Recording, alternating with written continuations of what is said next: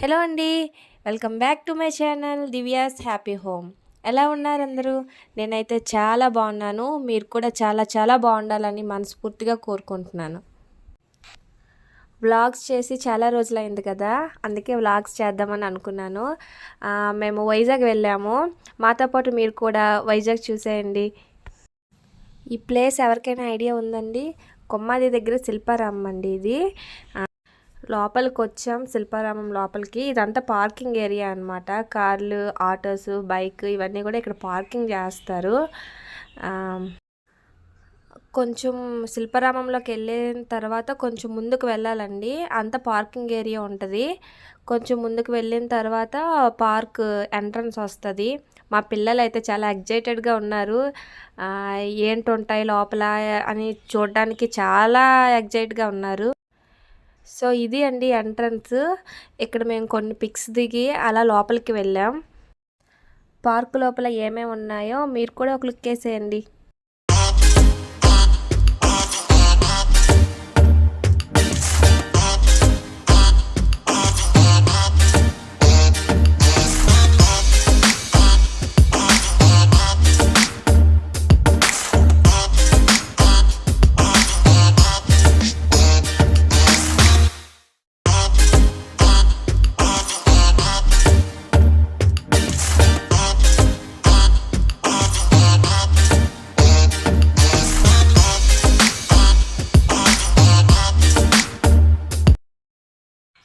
Park లోపలికి వెళ్ళే కొద్దీ కొన్ని రకాల శిల్పాలు ఉన్నాయండి అక్కడ.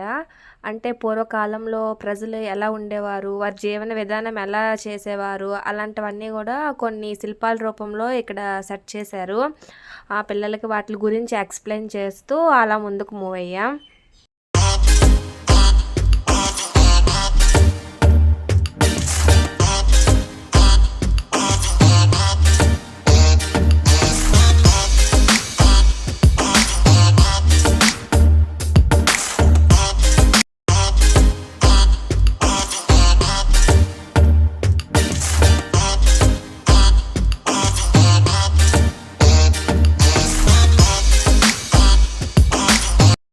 ఇంకొంచెం లోపలికి వెళ్ళే కొద్దీ అక్కడ వాటర్ ఫాల్స్ ఉందండి. అస్సలు ఎక్స్పెక్ట్ చేయలేదు, లేకుంటే మేము కూడా డ్రెస్సెస్ తెచ్చుకునే వాళ్ళం.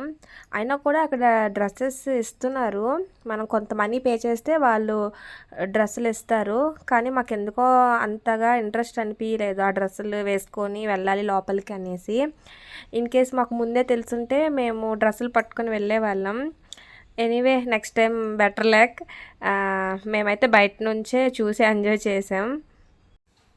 నాకు తెలిసి లోపలికి వెళ్ళకపోవడమే బెటర్ అనిపించింది. ఎందుకంటే లోపలికి వెళ్ళామంటే పక్కగా 1 అవర్ అక్కడే ఉంటాం, తిరగలేదు ఇంకా. ఇంకా మరి టైం వేస్ట్ ఎక్కువ అయ్యేది. వేరే ఇంకా ప్లేసెస్ చూడడానికి టైం తక్కువ ఉండే. సో మాకు నెక్స్ట్ టైం చూద్దాంలే వచ్చేటప్పుడు అని బయట నుంచే అలా వీడియో షూట్ చేశాను. ఇంకా అక్కడి నుంచి మూవ్ ఆన్ అయిపోయాం. ముందుకు వెళ్తూ ఉంటే అక్కడ ఒక అమేజింగ్ శిల్పం కనిపించింది.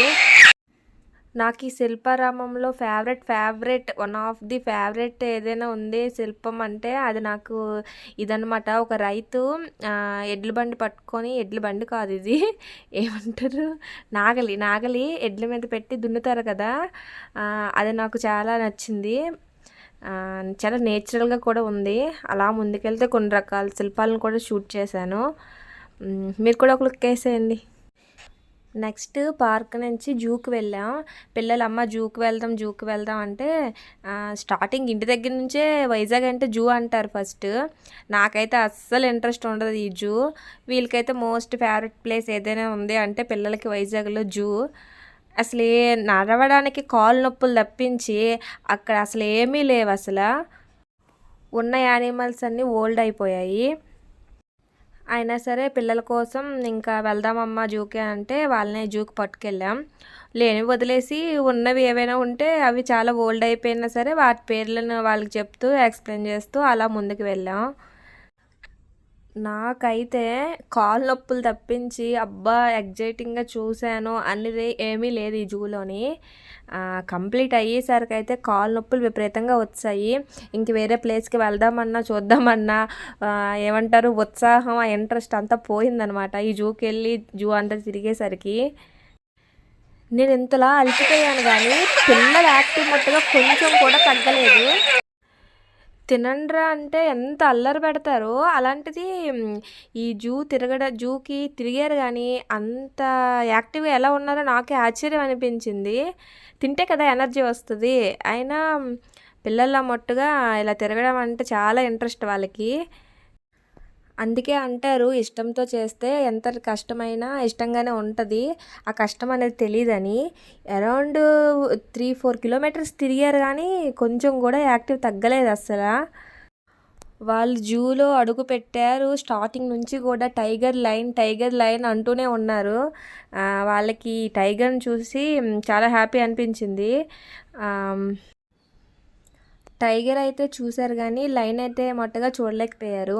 ఆ లైన్ ఎక్కడో అసలు ఉన్నాదో, చనిపోయిందో, బతికిందో, ఓల్డ్ అయిపోయిందో ఏంటి కనిపించలేదు అసలు లైను.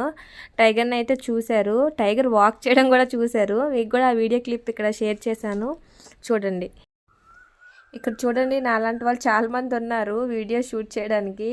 నేనే అనుకున్నాను ఫోన్ పట్టుకొని తిరుగుతున్నా అని. కానీ నాలాంటి వాళ్ళు చాలామంది ఫోన్‌లో పట్టుకొని వీడియో తీస్తూ ఉన్నారు.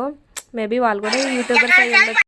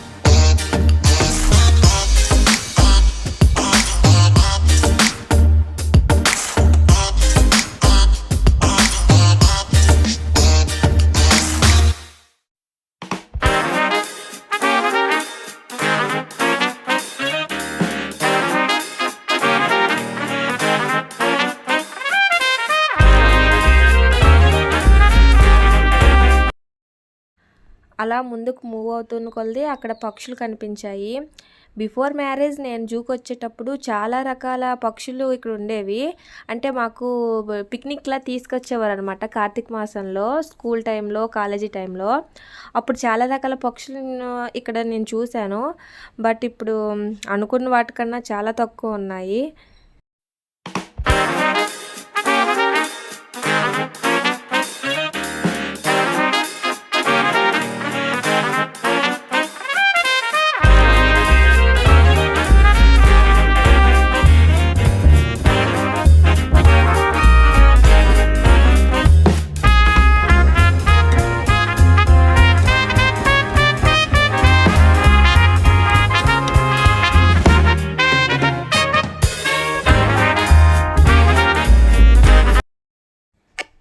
ఇంకా చాలా ఉన్నాయి. మా వారు, మా పిల్లలు ముగ్గురు తిరిగారు. నాకొక సిట్టింగ్ ప్లేస్ ఇచ్చారు. అక్కడ నేను కూర్చుని పోయాను. ఓరి బాబోయ్! ఇక మీరు వెళ్ళండి. మీకు ఎంత టైం కావాలంటే అంత టైం జూ అంతా తిరిగి రండి. నేను మరి రాలేనని చెప్పి నాకొక స్పాట్ ఇచ్చారు. ఆ స్పాట్‌లో కూర్చున్నాము. తర్వాత వాళ్ళు 1 అవర్ పోయిన తర్వాత మళ్ళీ నా దగ్గరకొచ్చి అమ్మ కంప్లీట్ అయిపోయింది పద అంటే జూ ఎండింగ్‌లో మేము కొన్ని పిక్స్ దిగి అలా బీచ్‌కొచ్చాము. ఆ బీచ్‌లో కూడా ఐ లవ్ వైజాగ్ అని ఉంటది. అక్కడ కొన్ని పిక్స్ దిగాము. చాలా ఎక్కువ గాలనమాట. అసలు పిక్స్ దిగడానికి అవ్వలేదు. హెయిర్ అంతా ఎగిరిపోయింది. వైజాగ్ వచ్చాము అంటే కంపల్సరీ బీచ్ విజిట్ చేసే వెళ్ళాలి. అదే మా రూల్ అనమాట. వైజాగ్ వచ్చిన తర్వాత బీచ్ చూడకపోతే వైజాగ్ వచ్చిన ఫీలే ఉండదు. ఐ లవ్ వైజాగ్ అని ఇక్కడ ఒకటి ఉంటుంది. అది కూడా చాలా బాగుంది ఇక్కడ. ఆఫ్టర్ దట్ అలా కొంచెం ఎంజాయ్ చేస్తూ బీచ్ ఫీల్ అయ్యి నెక్స్ట్ కైలాసగిరి వచ్చాం. అప్పటికే 4 అయిపోయిందండి ఈవినింగ్. ఇంకా ఫాస్ట్ చూడాలి అని చెప్పేసి ఫాస్ట్గా వచ్చాము. కైలాసగిరి అనగానే పార్వతీ పరమేశ్వరులు, ఇది హైలైట్ ఈ కైలాసగిరికి. అక్కడ కొన్ని పిక్స్ దిగాం. బిఫోర్ మ్యారేజ్ ఆఫ్టర్ మ్యారేజ్ కైలాసగిరిలో ఎటువంటి చేంజ్ నాకు కనిపించలేదు. కాలేజీ టైంలో ఎలా ఉందో ఇప్పుడు కూడా సేమ్ అలానే ఉంది కైలాసగిరి. ఇంకా ఈవినింగ్ 6 అయిపోయిందండి. ఇంకా చలో అని చెప్పేసి వైజాగ్కి బాయ్ చెప్పేసాం. ఇది ఫ్రెండ్స్ ఇవాల్టి వ్లాగ్. ఈ వ్లాగ్ మీకు నచ్చినట్లయితే లైక్ చేయండి, షేర్ చేయండి, మా ఛానల్ సబ్స్క్రైబ్ చేసుకోవడం మాత్రం మర్చిపోకండి. Thanks for watching friends. See you next video. Until then bye.